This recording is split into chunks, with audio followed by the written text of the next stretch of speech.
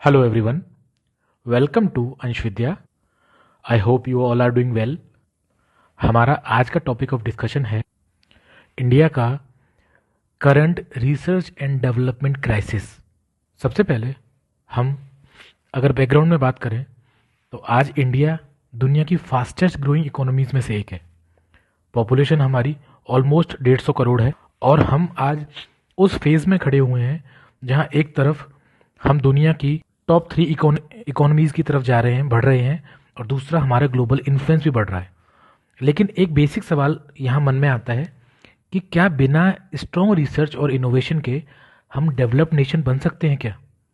तो हम आज के इस टॉपिक में हम यही डिस्कस करेंगे कि इंडिया का जो research and development R&D ecosystem है उसमें क्या प्रॉब्लम्स हैं, कहाँ गैप्स हैं, और पॉलिसी लेवल पे हम क्या चेंजेस कर सकते हैं, कहाँ ज़रूरी है, इसको हम ऑब्जेक्टिवली समझते हैं। सबसे पहले as per the data India की पॉपुलेशन ग्लोबल लेवल पे हम ऑलमोस्ट वर्ल्ड का 1/5 पॉपुलेशन इंडिया में रहती है, जो कि यहाँ लगभग 17% है वर्ल्ड का। But when it comes to research, global research में हमारा आउटपुट सिर्फ और सिर्फ 3% के आसपास रहता है। यानी इसका मतलब इतना स्ट्रॉन्ग डेमोग्राफिक स्ट्रेंथ होने के बावजूद नॉलेज क्रिएशन में हम पीछे रह जाते हैं। अगर हम पेटेंट्स की बात करें, किसी भी रिसर्च में पेटेंट्स फाइलिंग की बात करें, तो इंडिया में 2023 में 6th रैंक थी। बट पॉपुलेशन वाइज हम देखें तो ये रैंकिंग काफ़ी नीचे चली जाती है। और इसमें एक बड़ा ही कंसर्निंग पॉइंट है कि हमारा जो रिसर्च एंड डेवलपमेंट का एक्सपेंडिचर है, यानी इंडिया अपनी जीडीपी का कितना हिस्सा रिसर्च पर खर्च करती है, उसको देखा जाए तो अराउंड 0.6% से 0.7% के आसपास है। And the problem is this figure is now almost stagnant for a very long time. हमारा रिसर्च एक्सपेंडिचर हमारी जीडीपी का आज भी अगर कंपैरिजन किया जाए तो ये परसेंटेज ऑलमोस्ट सेम है पास्ट 10 ईयर्स। अगर हम इसी स्पेंडिंग को जो टॉप कंट्रीज़ हैं उनसे कंपेयर किया जाए तो हम इसमें पाते हैं यूएस एंड चाइना ऑलमोस्ट अपनी जीडीपी का 2 से 3% के लगभग खर्च करते हैं, और सबसे टॉप पर है इजराइल जो R&D में 5% तक स्पेंड करता है अपनी जीडीपी का। इसमें एक्चुअल में मेन इशू यही है, हमारी इकोनॉमी तो ग्रो कर रही है बट रिसर्च फील्ड में हम आज भी वहीं रुके हुए हैं। और ये स्ट्रक्चरल वीकनेस इतनी डीप है कि अगर हम कंपैरिजन करें एक चाइनीज़ कंपनी से, जैसे कंपनी है, इस चाइनीज़ कंपनी से कंपेयर करें और इंडिया की total public plus private spending को कंपेयर करें तो ये कई हद तक ज़्यादा है पूरे नेशन से। ये फिगर्स हमें बताते हैं कि करेंटली इंडिया को कहाँ तक पहुँचना है टेक्नोलॉजिकल लीडरशिप में, या कौन सा स्केल अचीव करना है अभी हमको। ये एक माइनर कंपैरिजन हमें बताता है कि इंडिया को अभी क्या अचीव करना है, इंडिया को अभी टेक्नोलॉजिकल लीडरशिप में कहाँ तक पहुँचना है। आगे हम देखते हैं कि जो ये डेफिसिट क्रिएट हुआ है, this is not just financial but it is also structural. Structure में क्या इश्यूज़ हैं अब हम वो एड्रेस करेंगे। सबसे पहले देखा जाए तो हमारे 3 कोर इश्यूज़ हैं जिनको हमें समझना होगा।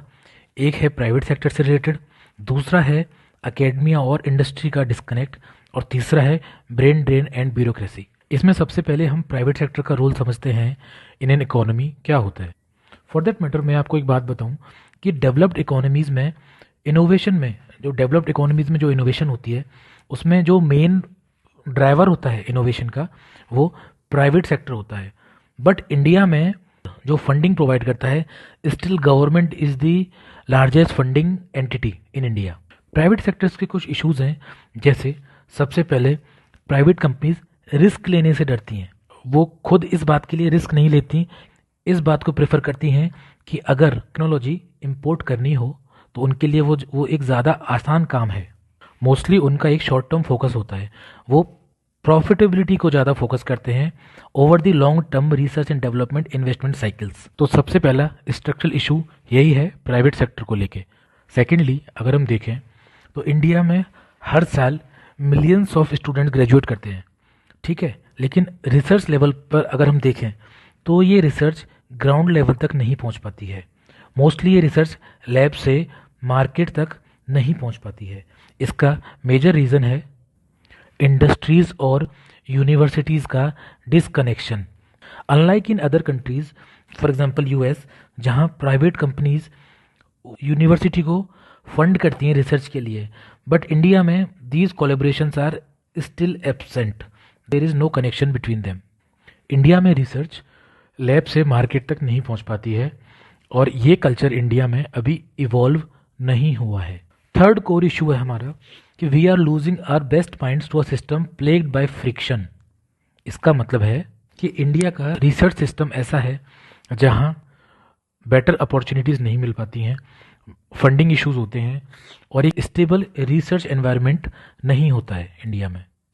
इन सब के पीछे के रीजंस हैं, जैसे ब्यूरोक्रेटिक डिलेज या फिर स्लो अप्रूवल प्रोसेसेस होते हैं इंडिया में, कई बार डिले हो जाते हैं, कई बार फंडिंग है वो पार्ट्स में आती है, एक साथ नहीं आती, इससे रिसर्च में टाइम लगता है एंड रिसर्च प्रोसेस स्लो हो जाती है।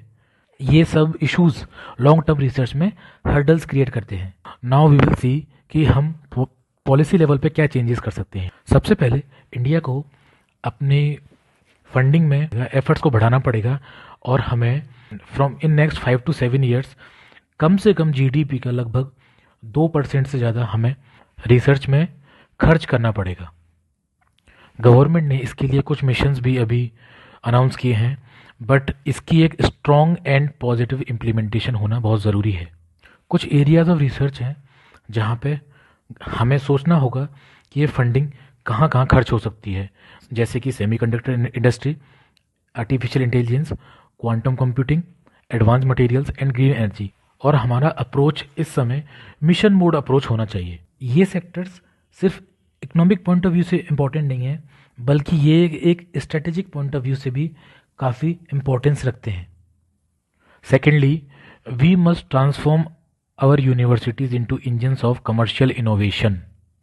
इसका मतलब कि यूनिवर्सिटीज़ को सिर्फ टीचिंग सेंटर नहीं बनाना है, बल्कि इनोवेशन हब्स के रूप में कन्वर्ट करना पड़ेगा। टैलेंट को सपोर्ट करना पड़ेगा, एक अच्छा इंफ्रास्ट्रक्चर प्रोवाइड करना होगा और रिसर्च को इंडस्ट्री स्पॉन्सर्ड बनाना होगा। ग्राउंड लेवल पर ये सारे स्टेप्स अभी बहुत एसेंशियल हैं हमारे लिए। Thirdly, we must build a culture where innovation is protected, rewarded and commercialised. इसका मतलब है अगर कोई रिसर्च होती है तो उस रिसर्च को सस्टेन करने के लिए एक एनवायरनमेंट ऐसा होना चाहिए जिसमें वो रिसर्च आगे ग्लोबल लेवल तक पहुंचे। पेटेंट का प्रोसेस काफ़ी सिंपल होना चाहिए और जो कमर्शियल सक्सेस है उसको एक रिवॉर्ड मिलना चाहिए।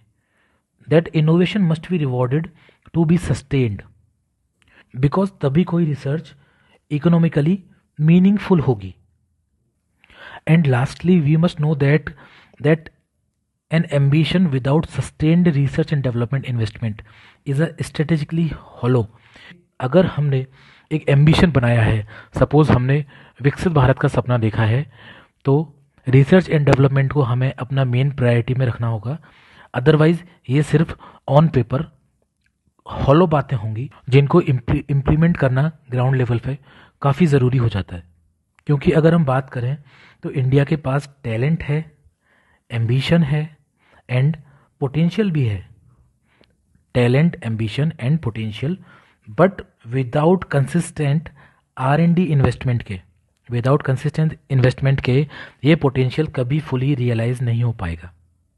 और जैसा कि आप सभी जानते हैं, after the evolution of artificial intelligence, AI के आने के बाद अब जो अगले 10 साल हैं वो डिसाइड करेंगे कि इंडिया एक टेक्नोलॉजी लीडर बनेगा या सिर्फ एक कंज्यूमर में कन्वर्ट हो जाएगा।